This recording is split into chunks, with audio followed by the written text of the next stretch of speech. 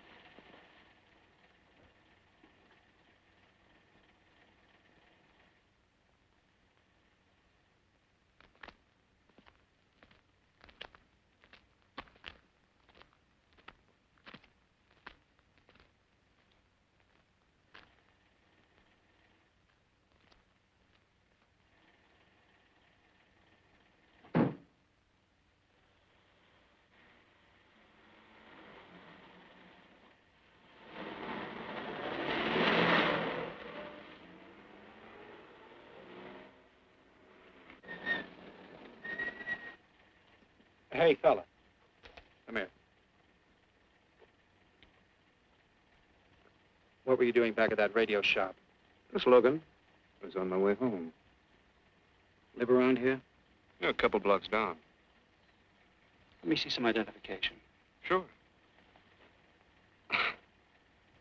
Yeah, I guess I forgot my wallet. Look, lad, I've got to see some identification. How about my Army discharge? I got it right here.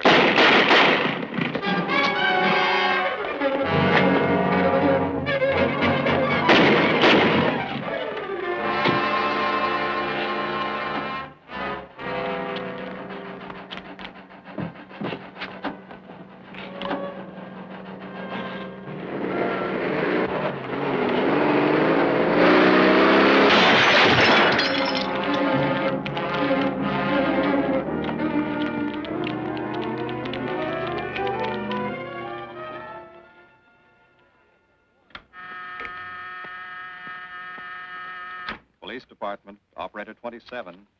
I want to report the shooting of a policeman. Hold on, please.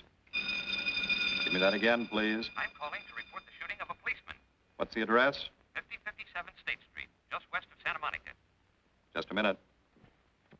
Receiving hospital. Operator 2. Operator 27, 5057 State Street, 5057 State Street. An officer has been shot. Send an ambulance. All units in the vicinity of State Street and Santa Monica Boulevard. Proceed at once to 5057 State Street, 5057 State Street. An officer shot. Code 3.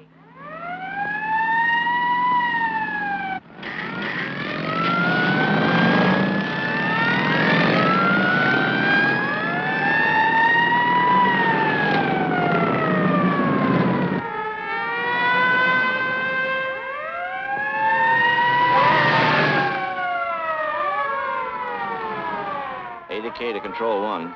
Control 1 to 80K. Go ahead. This is Breen. Instruct homicide to throw out a dragnet and pick up all suspicious characters in the area of the shooting. Also notify Sergeants Marty Brennan and Chuck Jones to report to me at the scene of the crime. Control 1 to 80K. Roger.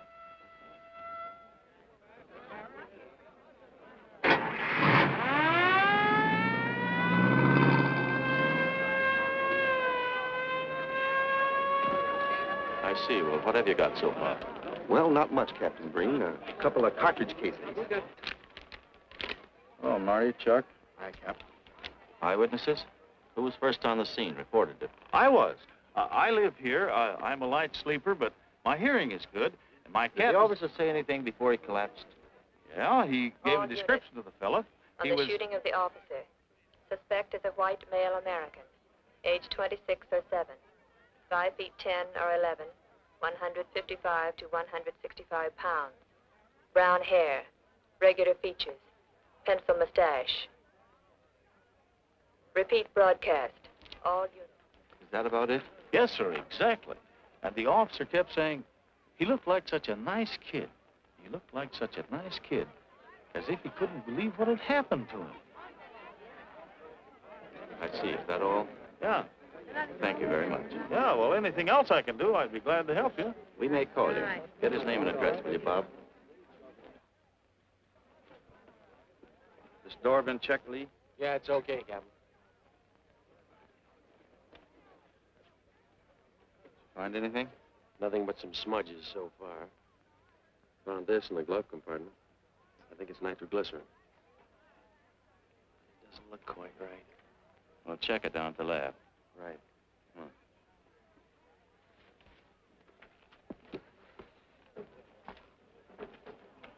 Open this up, Joe. No key, Captain. I'll try it open. Give me that bar, Frank.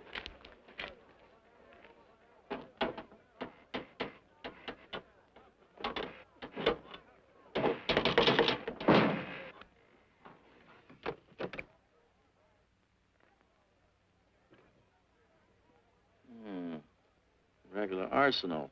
Yeah, get a load of that. What is it? I don't know. It looks like some kind of an electrical device. United States Navy. It's either stolen or war surplus. Send all this stuff down to the lab and check the serial number on that Navy equipment. Yes, sir. Captain Breen. We found these in the weeds over by the radio store. What do you got? A pair of cloth gloves, Captain. Well, he thought of everything, didn't he? All right, give him to one of the technicians. Yes, sir. Marty, you and Chuck come along with me. Let's go downtown and see what they picked up in the dragnet. Right.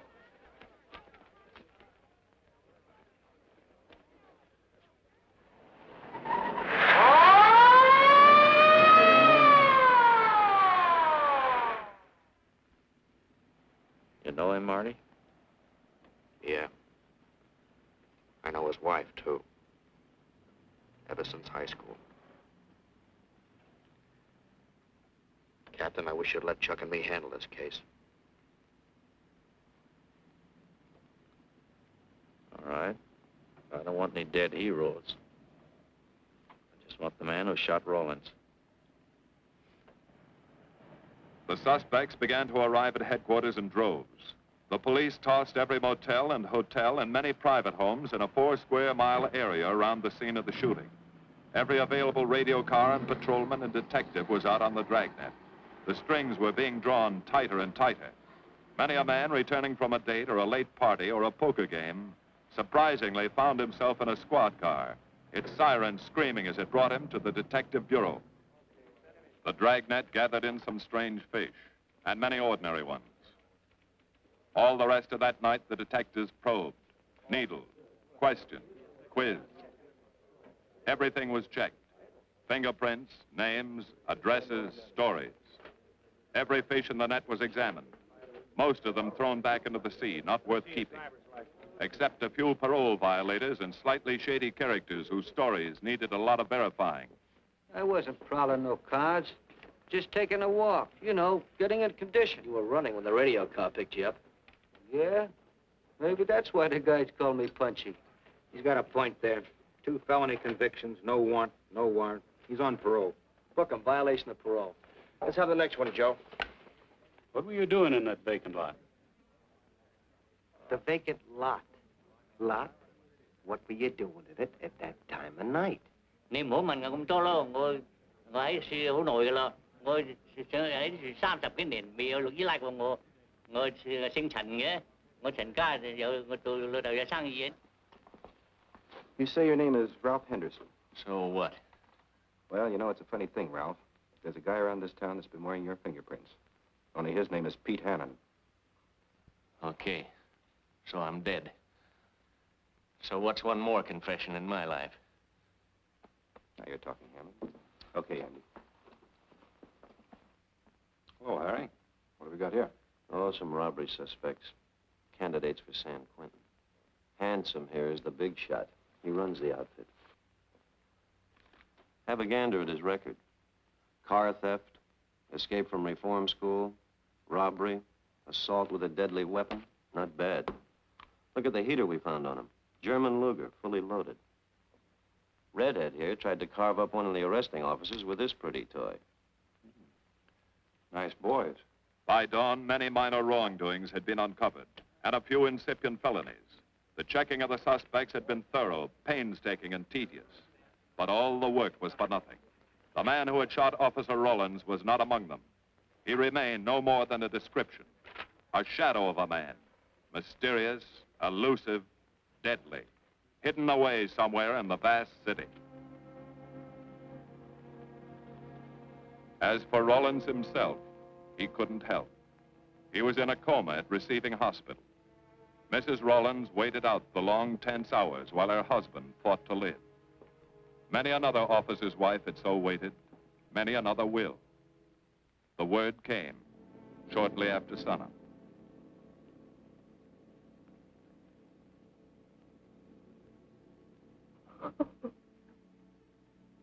Oh.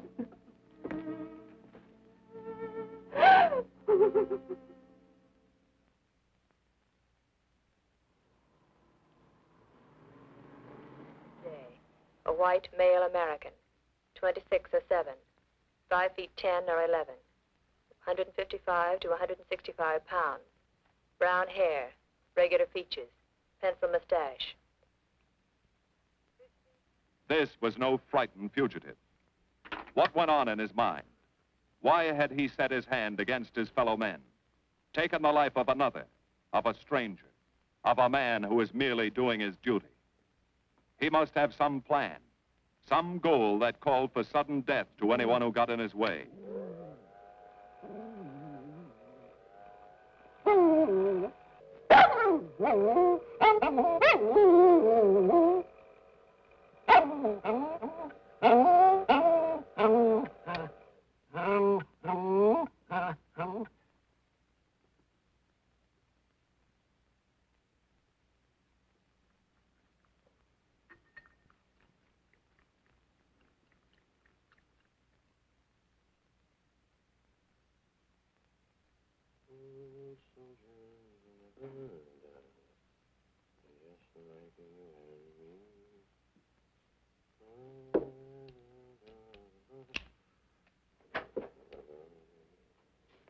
Good morning, boys. Morning, Lee. Hi, Professor. Well, I thought this was safecracker soup. You gonna drink it, I hope? I'm really a nice guy. Stick around. I'll prove it. Come over here.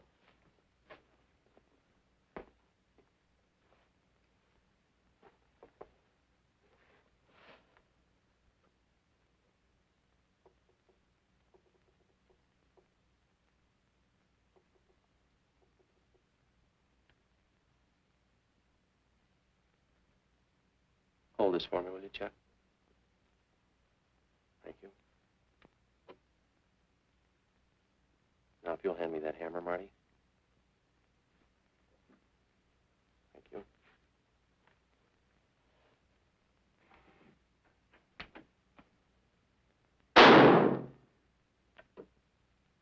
Yeah. Nitroglycerin. I didn't ask for a collection of fingers, just fingerprints. All those nice fingerprints on the car belong to the man it was stolen from, Cap. Nothing on the guns or picklocks? Not even an interesting smudge. The gloves? Common type, worn by undertakers. I'll check on them. They won't show anything. What did your scientific test show? A couple of little things. Tool identification on these picklocks. I got one under the scope. You want to take a look? Yeah.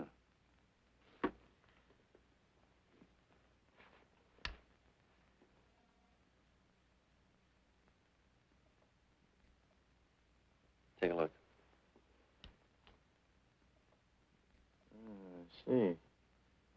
Well, it seems to tie the tool up with the lock. Now, if that microscope would only tell us who did it. I'm working on that.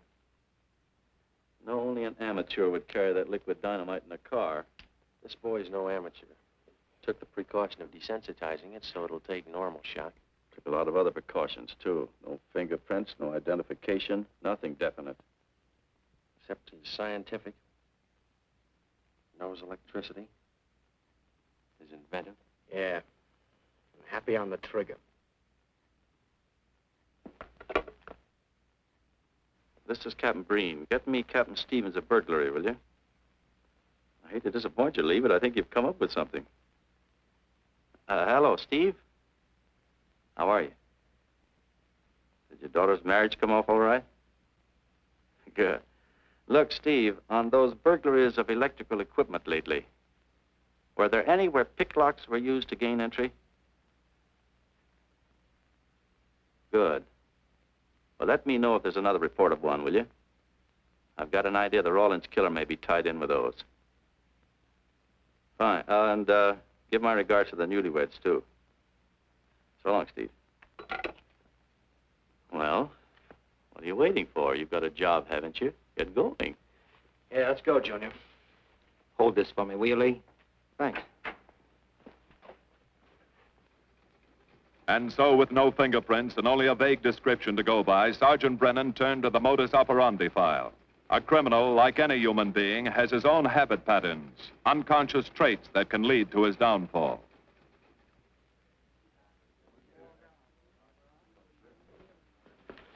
Well, there you are, Junior. List of burglars who use picklocks for entry. Oh, great. This narrows it down to just a couple of hundred suspects in this area. Give me a match, will you? That may not be so bad. This guy's improved on the system. Maybe he's left his trademark on some other job. Well, here we go, legging it all over town, asking a million questions. What you paid for, isn't it? Am I paid to associate with you, too, Junior?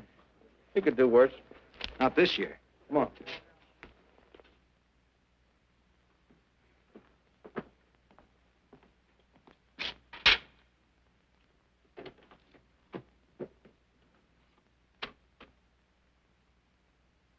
Car 12, car 12, in the 10,000 block on Mississippi. A 394-15 disturbance.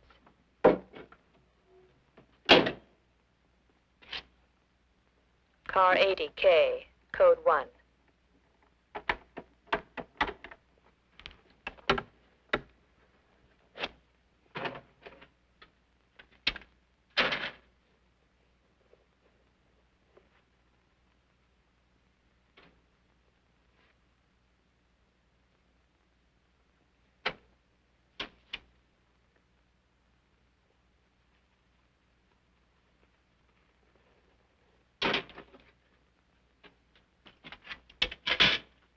All units, on the broadcast of the suspect arrested in the shooting of Patrolman Rawlins. Cancel the cancellation. Suspect released from custody.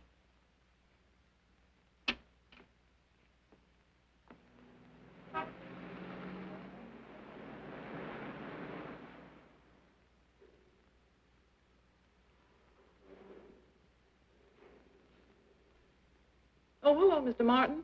You find Mr. Reeves in the machine shop.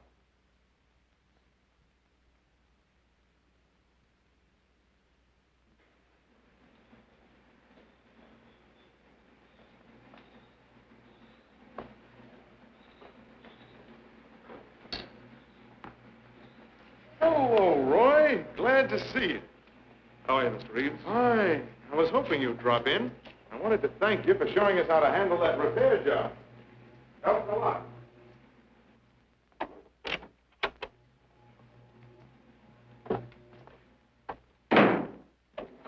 Oh, what have we got this time?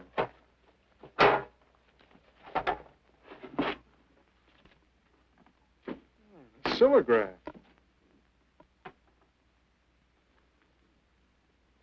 Well, there are plenty of these around, Roy. Not like this one. Yes, I see. I suppose, as usual, you've added your own improvements. You know, it seems wrong that a man of your talents should bother consigning equipment for rental. I'd like to see you devote yourself entirely to experimental electronics. It'll come one day. I'll have a place like this. Well, why wait? I've got a pretty good setup here. You'd have modern equipment to work with, a lab, and my confidence. Thanks, Mr. Reeves. I have other plans. But, Roy, you can't tell where it'll lead. Might even work your way around to a percentage of the business. I like it this way. You just rent out my equipment. All right. All right.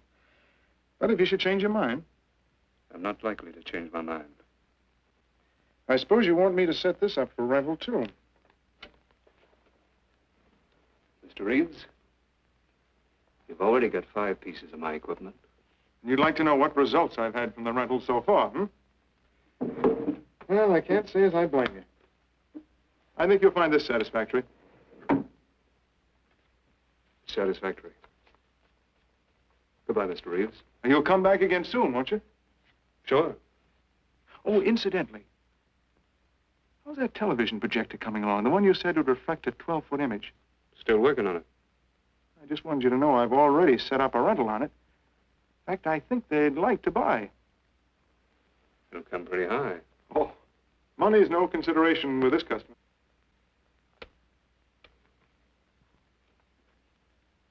Tell him he can pick it up tomorrow. I thought you said it wasn't finished yet. It'll be finished.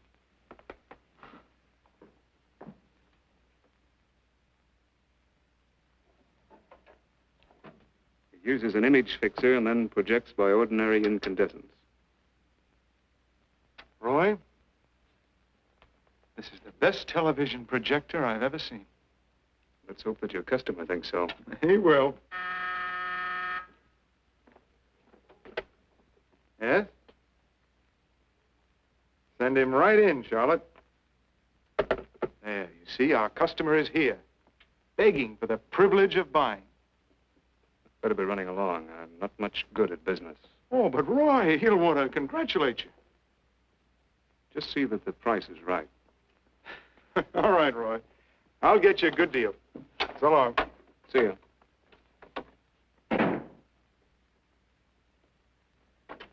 Well, Mr. Dunning, come in.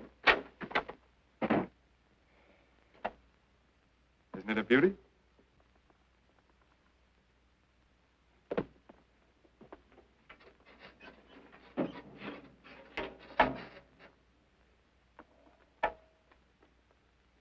It's a beauty, all right.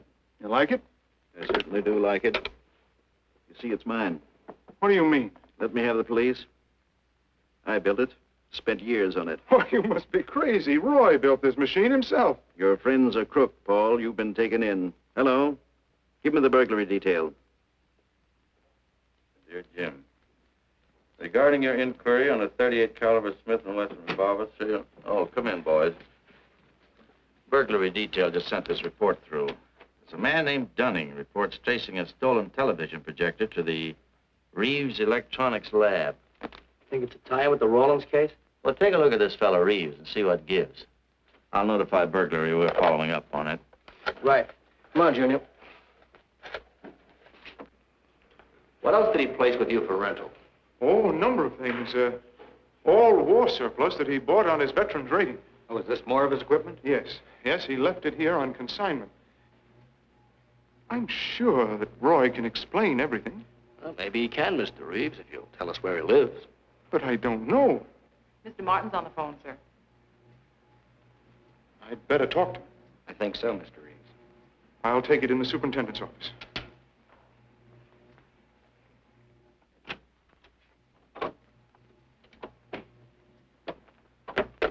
Tell him that you sold the set, and his money's waiting for him here. Find out what time he's coming by.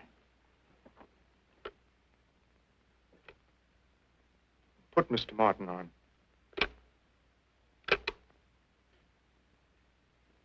Hello, Roy? Yes, I've sold it. Your money is waiting here for you. Yes, I'll be working late tonight. What time will you be by? First thing in the morning. Well, maybe you better come in tonight, Roy. A couple of things I want cleared up. Like what? Oh, technical things. Besides, I don't like to leave the money in the plant overnight. How about 8:30? Fine. I'll see you then. I'll leave the front door unlocked.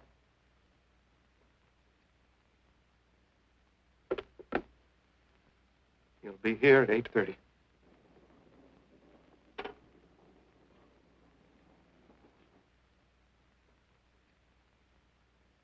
Well, I'll just run along home and get some dinner. We'd like you to stay too, Mr. Reeves. Why? For company. You want to cooperate, don't you, Mr. Reeves? Certainly. Good. Now, you just wait in your office. We'll be around. Very well. This way, gentlemen.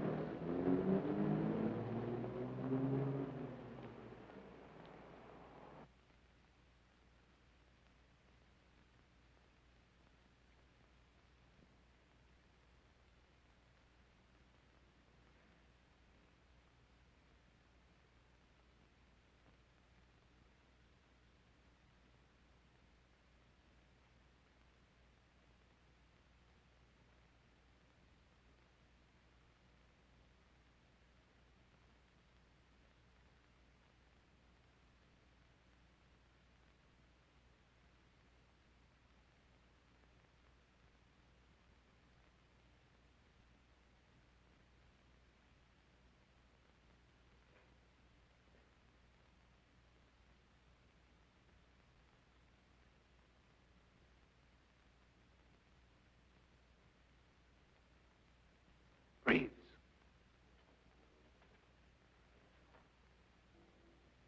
that you, Roy?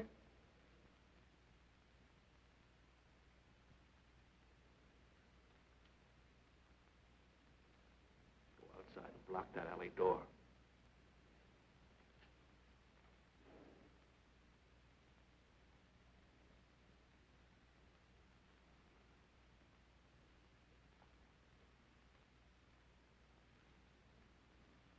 Where are you, Roy?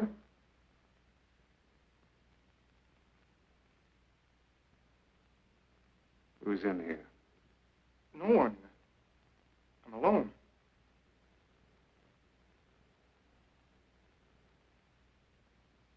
Come on in. I've got your money for you. Bring it out here. All right. Just a minute.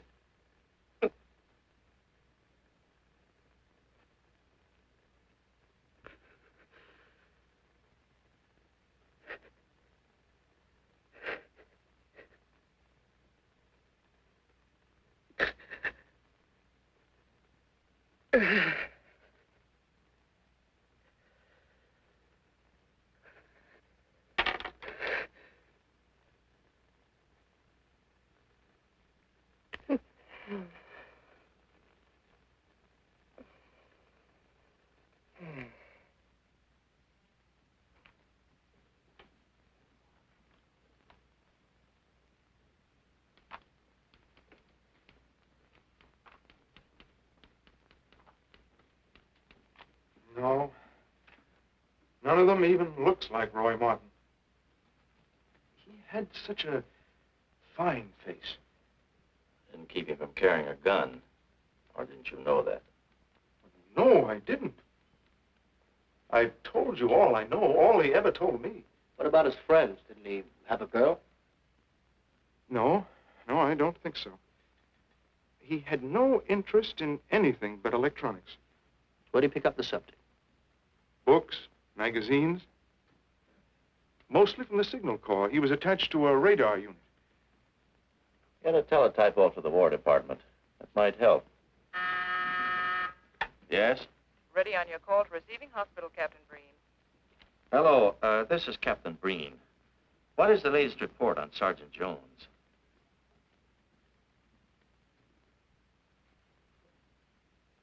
I see. Well, let me know if there's any change, will you? Thanks. Chuck's in pretty bad shape, Marty. He's paralyzed. May never walk again.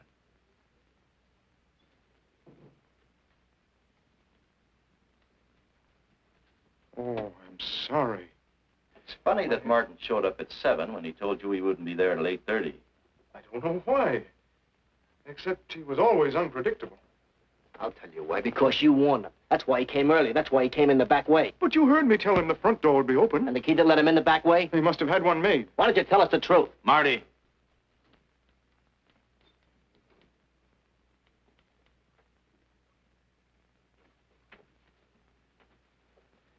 Now, look, Paul. You can make it a lot easier for us to believe your story if you'll just give us some facts. Something that might help us. I told you all I know. I've been gullible, all right, letting him make a fool of me.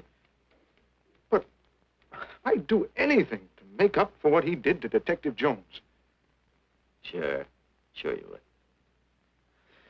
You can go now. Oh, thanks. Thanks. My friends, they can vouch for my character. That's good. We'll call you if we need you. Thank you very much. I think he's telling the truth, Marty. I think he's just gullible, like he said. What about the stolen stuff he was trying to peddle for Martin? We'll use it for bait. Maybe Martin will come back for it. Then we can ask him.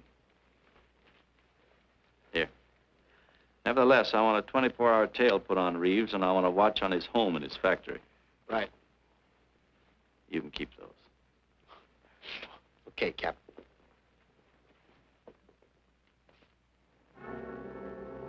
And now the killer changed his tactics, his modus operandi. It would baffle the police. They always expected burglars to remain burglars, not go in for stick-ups. They'd never tie this up with him. So wearing a variety of disguises, coming and going like a shadow, ready to kill if cornered, he struck the bottle stores in a one-man blitz that had the robbery detail dizzy.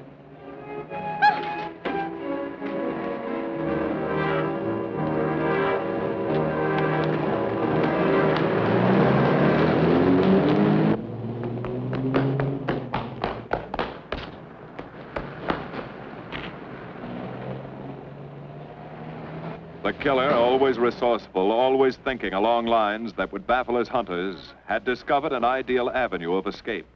Under Los Angeles is a vast and intricate system of huge storm drains built to siphon off the flash floods of the rainy season. Many of the tunnels are large enough for 2 cars to drive abreast. Here were 700 miles of hidden highways, ideal for the use of someone who needed to hurry from place to place without being seen. Ideal as a hiding place for guns and supplies in case of emergency. What is it, Lee? Well, the reason I ask you to come over is I think I've hit on something. An identification? No, not quite, but a tie-up. Now, These are the shells from the gun that killed Rawlins. These were fired in the liquor store holdup in which the bandit got away. And these were fired at Chuck. Now, as you know, every ejector, even in guns of the same model and caliber, is different. Each one leaves its own markings on the cartridge casing. Now, look at these fine striations. This deep gouge. The same on all three.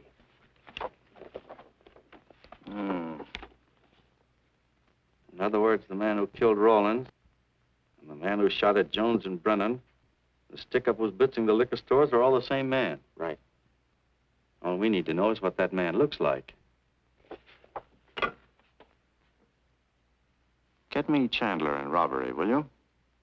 I've got an idea about that. Also, it'll give us a chance to see if Reeves is on the level with us. Steve, Breen, about those blitz holdups you're on. Round up all the victims and have them down here tonight, will you? Oh, it's just a little scheme. Thanks, Steve.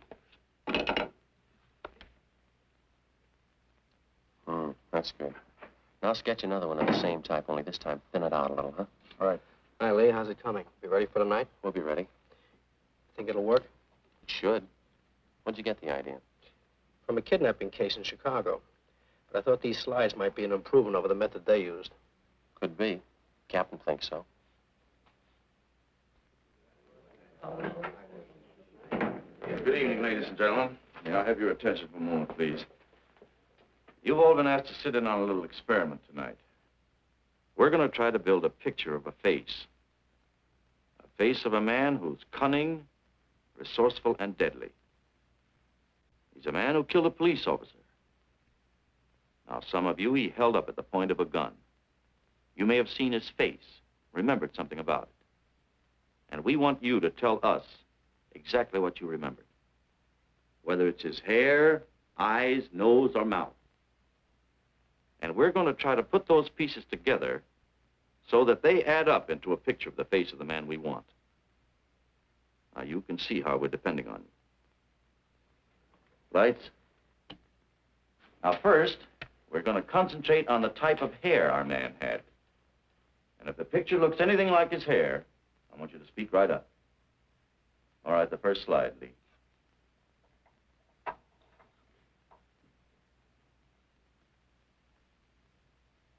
His hair had waves in it, well-groomed. That's the idea, Miss Smith.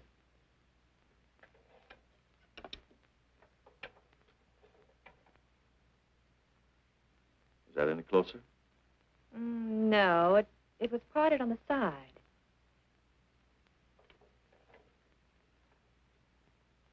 Oh, that's more like it, except it was thicker.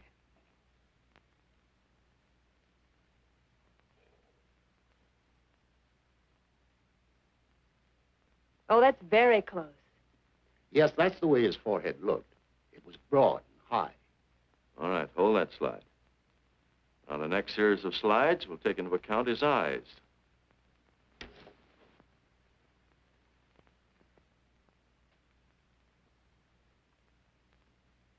Oh, 1 minute, please. Wait, 1 minute. His eyes were a little like that.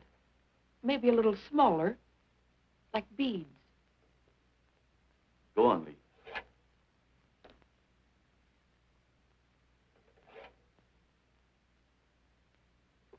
Now you've got it. Now, hold that slide, Lee. Anyone else? That looks like him, only a little madder. He had a patch over one eye when he come into my my place of business. I remember noticing that the one showing was blue. Well, the guy that stuck me up had on horn-rimmed glasses. He was wearing a Band-Aid across his nose when he knocked me over. Uh-huh. All right, hold that, Lee. Well, so much for the eyes. Go ahead.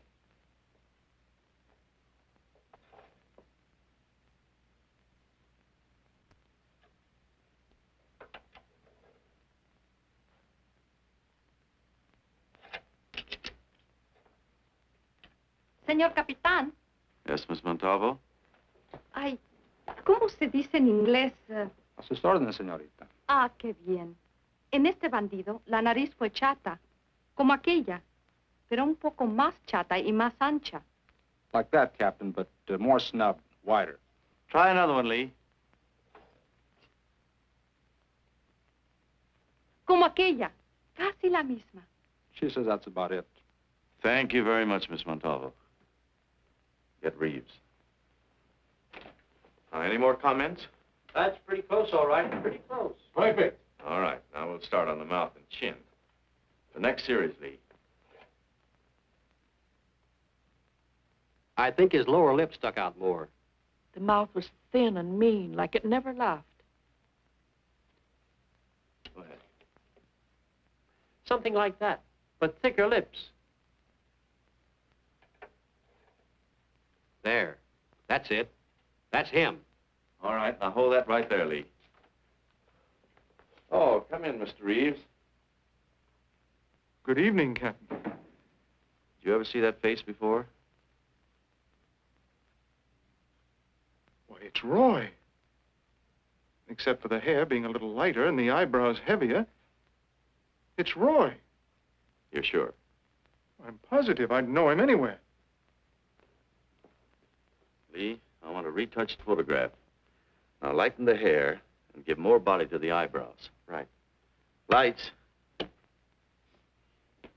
That's all. Thank you very much. You've been a great help. It's positively amazing how you found out what he looks like. Well, we're looking for an amazing criminal, Mrs. Johnson. Thank you and good night. Good night, Captain. And so the face of the unknown killer, built up from fragments of evidence, was sent out all over the country. To chiefs of police, to sheriffs, to county constables and county jailers, to the wardens of prisons, to all postmasters and postal inspectors, to the agents of the Treasury Department, to the FBI. They showed that picture to the inmates of jails and prisons, to men with a wide acquaintance among the cat burglars and the violence boys. Informers and conmen and sharpshooters were quizzed, those on the fringe of crime and those deep in the rackets. Many wanted to help. Nobody could.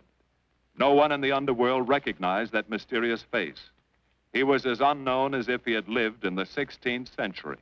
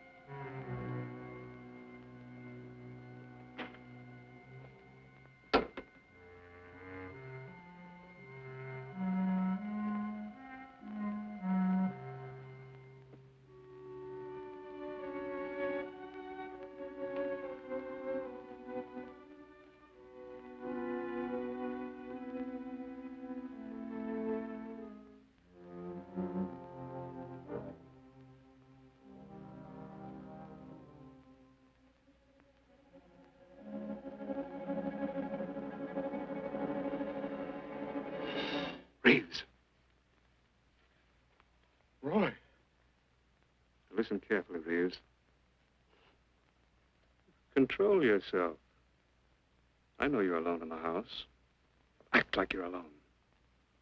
Cops are watching every move you make. The police here? They got you staked out like a muskrat hide, watching you around the clock. Here at your plant, tailing your car. Sit in that chair. Pick up 3 books.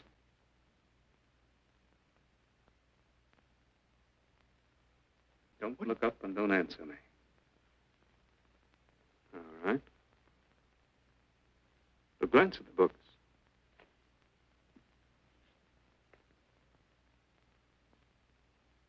Pick one of them.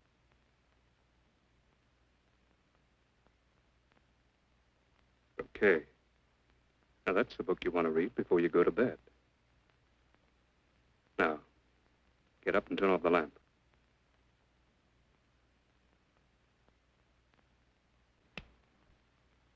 Come here. Come here.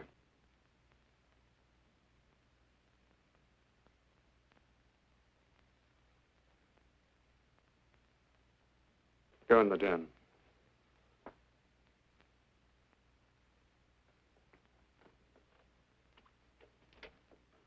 Pull those drapes tight.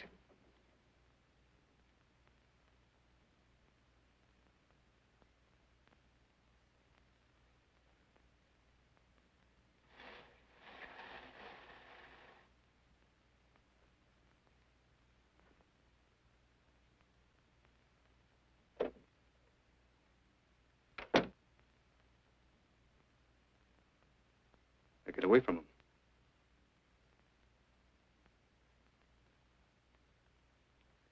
What do the cops know about me? Not very much, Roy. No fingerprints. They haven't even got a picture of you. They're trying to make one.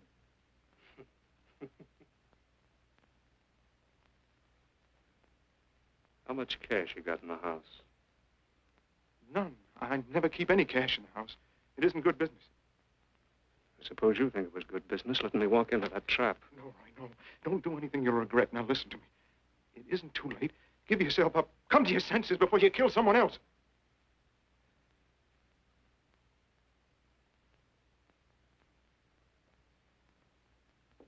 What do you mean, someone else? What do you mean? Nothing. The two officers, they said one of them might die. He's still alive, isn't he? Reeves? I never thought you'd stooge for the police.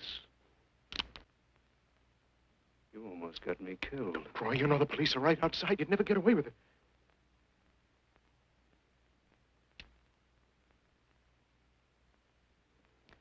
That's right. Now you're being sensible.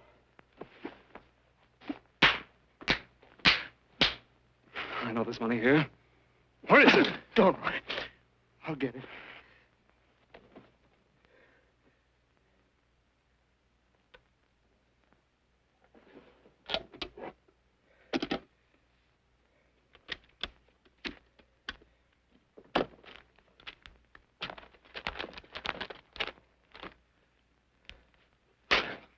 It's not enough. Stuff you've got in mind is worth thousands. I'll get more. Get it. Keep it handy. I'll be back next week, next month. But get it and have it ready. Just give me time.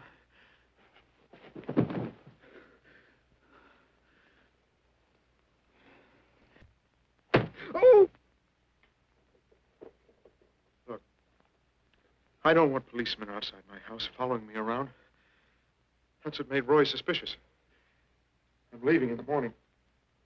I'm afraid I'll have to disappoint you, Paul. Unfortunately, you're our bait. I won't do it. I've done enough.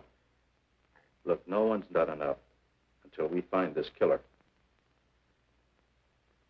I asked you to keep a sharp lookout on this house, Marty. I did. Two of the best undercover men in the department were assigned here. That didn't keep Martin from getting in. What's the matter? You tired?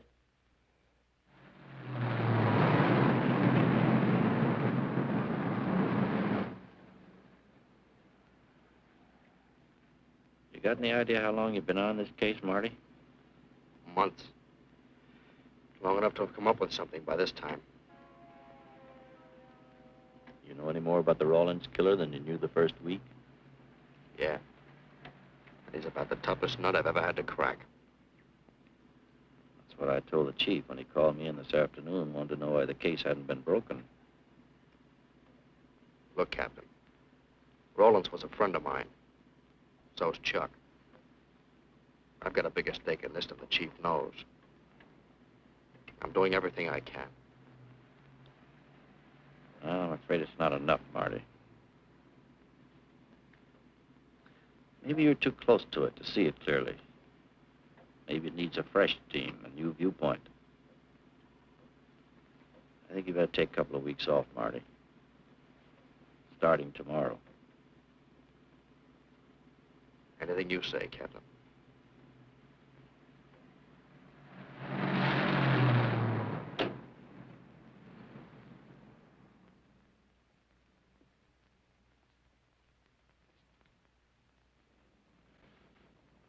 Hiya, Marty. Hi, Chuck. Meet Miss Scanlon, my new bodyguard. He's the one I've been telling you about. Oh, you mean the one with the steel trap brain? How do you do? Hello. Say, this guy been behaving? After a fashion. See, she takes me out in my go-kart, puts me to bed, wakes me up, dresses me. You're perfectly capable of dressing yourself now, Mr. Jones. I'll be back in a few minutes. Well, how's it been going, Junior? Oh, pretty good, Chuck, pretty good. Is that why you're off the case? How'd you know? Breen was in to see me this morning. Oh. Suppose he also told you they put a new team on the case. He told me everything. Yeah. Let's see what his new boys dig up. Well, maybe they'll examine the facts of the case a little more carefully. What facts? That our man's sharp, that he's intelligent and works alone, that he has no record, never leaves a fingerprint and knows every move we make? Sure, plenty of facts, only they add up to nothing. Sure, forget it. You got yourself a 10-day vacation. Go on down to the beach, get a suntan. By the time you get back, the case will be broken. Isn't that what you want? You know better than that. All I know is what I hear. You sit there batting your gums about how the old man let you down. Maybe he's trying to wake you up. He's got a funny way of showing it. There you go, flying off the handle. Always taking things for granted. I wish I could get up and boot some sense into you. He knew what this case meant to me. He still does. That's why he's trying to get you mad enough to do something about it. You don't really figure that's his idea, do you? I know it is. Ah, it's a tough case, Chuck. Not an angle, nothing to go on. You'd know what I meant if you were out working with me. I have been working with you. That's all I've had to do lately, just sit around studying what little facts we have, trying to figure out who he might be. You know the kind of a guy we're up against, then. I tell you, Chuck, this guy's a genius the way he operates. As if he were right there with us every time we go out after a lead. Oh, sure. Breen's been tipping him off just to make you look bad. Yeah, almost like that. Well, he beats us to the punch every time. There's your angle. You just hit it on the head, but you don't see it. Look, start adding. 1, he's unknown to the underworld. 2, he beats you to the punch, right? And 3, it's almost as if he were with you. Isn't that what you said? Yeah? Well, tie that up with a lot of other little things, like the fact that he uses a police gun and the accuracy of his shooting. Anybody could buy a police gun, and the Army could have taught him how to shoot. Yeah, but who taught him how the police operate? Oh, I know what you're driving at, Chuck. But a cop. Those things happen. Yeah. Now, if I were still in the case, I'd start with our own department first, then Santa Monica, Culver City, Burbank, Pasadena. See you later, Junior. Hey! Don't let him out of your sight, beautiful. It's the first time in years he's used his head.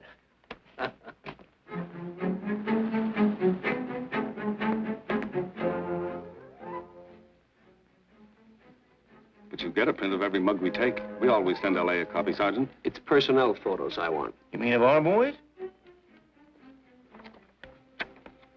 That's Roland's killer, isn't it? That's right. You've checked your own department. We did that first.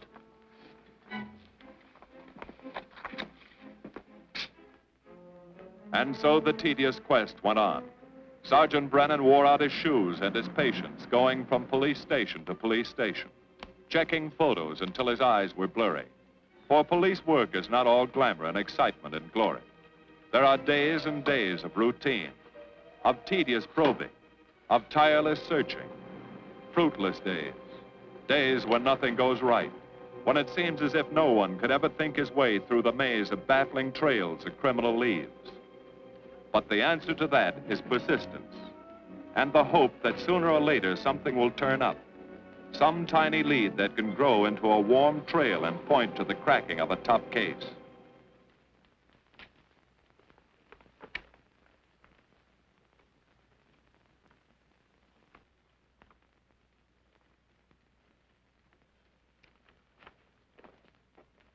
Well, that does it, boys. Can't say I'm sorry you didn't find him in here. I'd hate to think it was a cop. Doesn't seem to be anybody. Just a lot of pieces of a face that never existed. Do you mind if I see that again? Sure, frame it. Put it on your dresser. Wait a minute. He wasn't a cop. He was a radio technician right here in our dispatch office. What did you say? I'm saying he worked here in 42. Well, come on, give. I remember the kid well. He was sort of strange, never bothered with anyone in the department, just kept to himself. He was in line for promotion when he was drafted. Where was he living at the time? I don't remember. Try the dead files. He never asked for his job back after the war. I remember writing to him about it, though. He was an excellent worker. Oh, yeah, here we are. Yeah, this is it. Took a while before he answered, but like he says in the letter, he wasn't interested.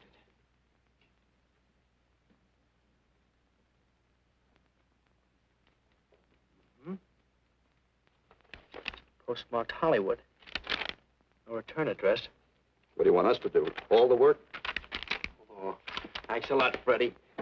Remember, he was a civilian employee.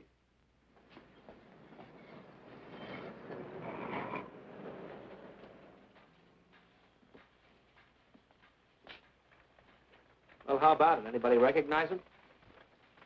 Not on my route. I never saw him before. Yeah, okay, fellas. Thanks very much. I thought for a minute... No. He had that face. I wonder. Yeah? Well, this may not mean anything, but he looks like a guy that's on my route. He never gets any mail, but I see him around there all the time. He lives in one of the courts. Where? Come on, I'll show you. It's not that easy. What time does your route take you past those courts? About 9 o'clock. Why? Just thinking.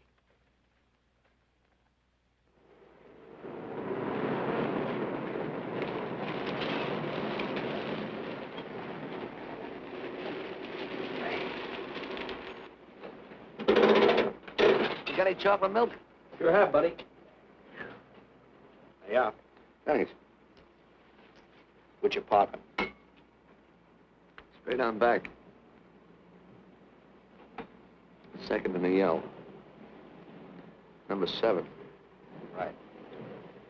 Kind of warm today, huh? Oh, it's not too bad for this time of the year.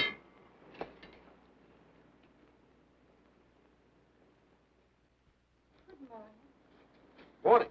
You're new and you're out, aren't you? We had a substitute. What happened to the other fellow? Sick. Oh, what's the matter with him? I don't know. I catch everything. Hear about it in the radio, and next morning I got it. Too bad. You aren't very social. The regular fellow always stops and talks to you. Sorry, lady, I'm a little late this morning.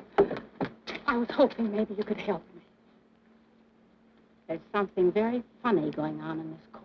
Yeah? I was scared to go to the police with it. I thought maybe I might be poisoned. What? Yeah. By the manager. She's a witch. She's a what? A witch. She puts poison in my milk.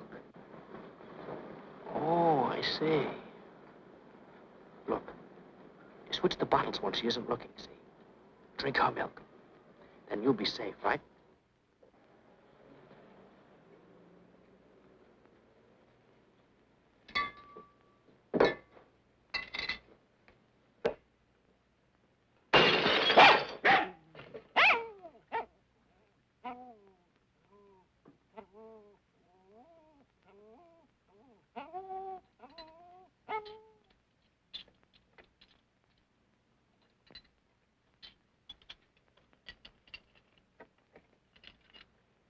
Well, I had a little accident.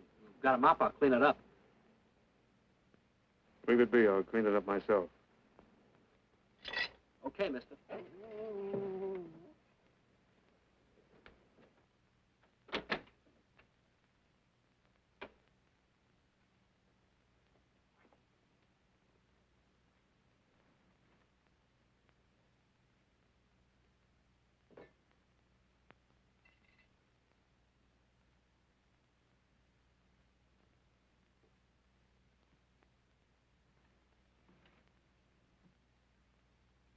The place is called Bellevue Court.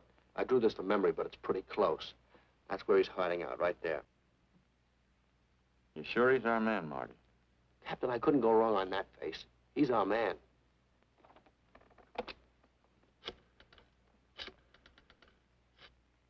Oh, they're 5 cottages in this area, and 2, number 6 and 7, in the L at the end of the row. Our man lives in number 7. This building department plan will show you the whole layout. It's bounded on 3 sides by Fuller, Santa Monica, and Poinsettia. Now, the court is partly surrounded by a high wall. Breen, homicide. Good. You keep your eyes open until we get there. Morgan has just gone into his bungalow alone. Any questions? All right, you all have your instructions. Let's go.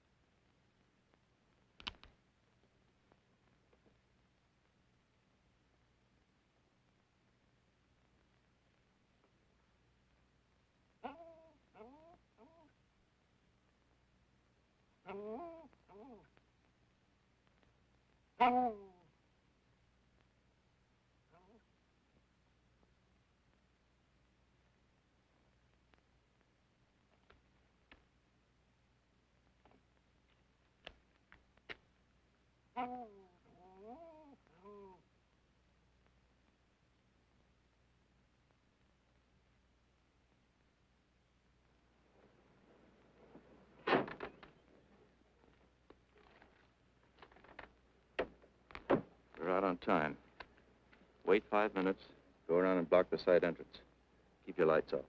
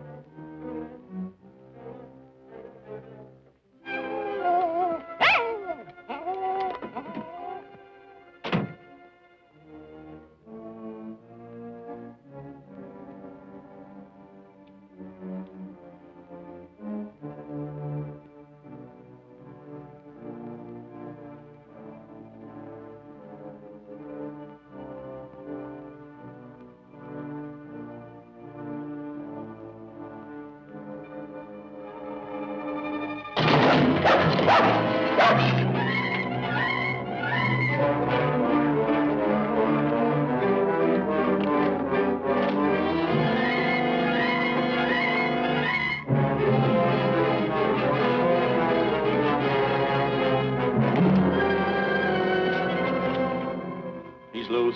I want a radio car in a hurry.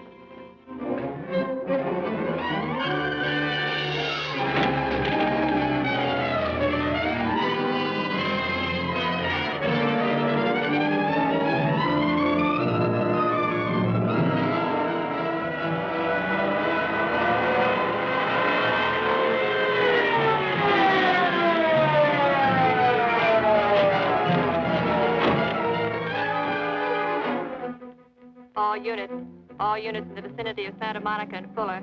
The murder suspect in the Rollins killing is at large.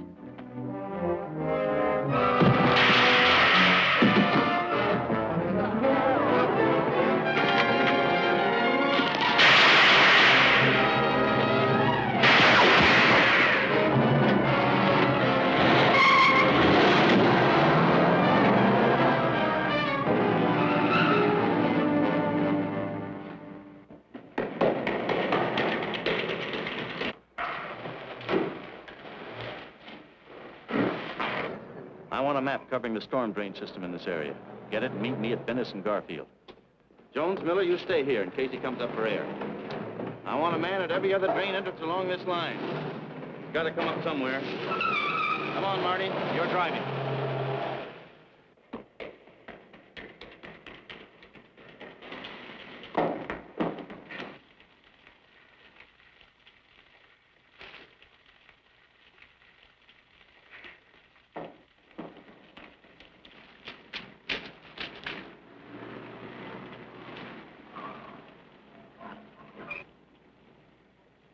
Keep this drain covered. It's liable to pop out anywhere.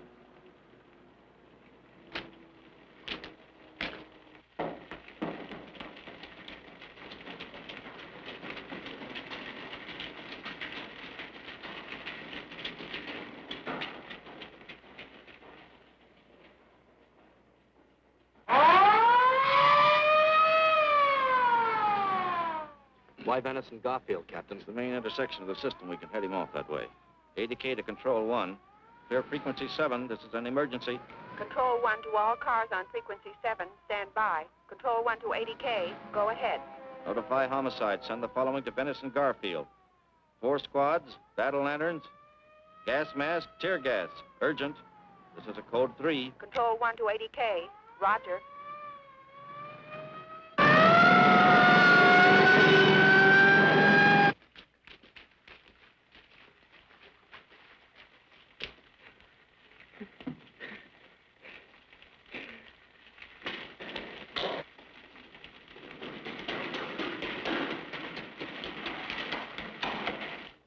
Probably head down this main drain to where it comes out at the Rio Hondo. Now, you take your squad and cover that exit. Right. Keep all spare radio cars cruising back and forth along this main street. Watch the curb inlets. We'll go in here.